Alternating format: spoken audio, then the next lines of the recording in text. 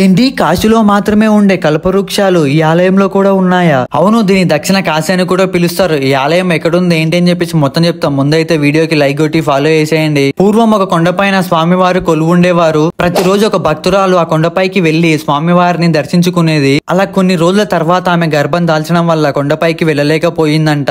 అలా ఒక రోజు ఆ కొండపైకి వెళ్లి, స్వామి నేను నీ దగ్గరికి రాలేకపోతున్నాను, నీ సేవ చేసుకోలేకపోతున్నానని బాధతో ప్రార్థించగా ఆమె భక్తికి మెచ్చిన పరమేశ్వరుడు ప్రత్యక్షమై, నేనే నీ దగ్గరికి వస్తాను, నువ్వు వెనక్కి తిరగకుండా ఎంత దూరం వెళ్తావో వెళ్ళు అని ఆజ్ఞాపించగా ఆమె వెళ్తుంటే ఆమె వెనకాలనే స్వామివారు రథం పైన వెళ్తారు. ఆ రథం చప్పుడుకి భయపడి ఆమె వెనక్కి తిరిగి చూడగానే ఆ రథం 2 ముక్కలై 2 చోట్ల పడుతుంది. ఒకటి ఈ ఆలయం పక్కలో ఉన్న కోనేరులో పడితే, ఇంకొకటి ఈ ఆలయం గర్భాలయంలో పడుతుంది. అలా గర్భగుడిలో పడ్డ ఆ చక్రమే పాదఘట్టంగా మారి మధ్యలో స్వయంభుగా స్వామివారు వెలిశారు. ఆ భక్తురాలు కూడా పక్కలనే శిలగా మారి స్వామివారితో పాటు పూజలు అందుకుంటుంది. అమ్మవారికి స్వరూపం అయినటువంటి కల్పవృక్షాలు 27 నక్షత్రాలకి అనుగుణంగా ఇక్కడ కోనేరు చుట్టూ 27 కల్పవృక్షాలు ఉంటాయి. ఈ కల్పవృక్షాలు కాశీలో తర్వాత మళ్ళా ఈ ఆలయంలోనే ఉంటాయి. అందుకే దీని దక్షిణ కాశీగా కూడా పిలుస్తారు. ఈ ఆలయం ఎక్కడుందంటే మహబూబ్ నగర్ దగ్గరలో ఉన్న అడ్డాకల్ మండలం కందూర్ అనే గ్రామంలో ఉంది. ఈ ఆలయం గురించి ఇంకా పూర్తి వివరాలు కావాలంటే ఫుల్ వీడియో చేసి కింద లింక్ ఇస్తా, చూసేయండి.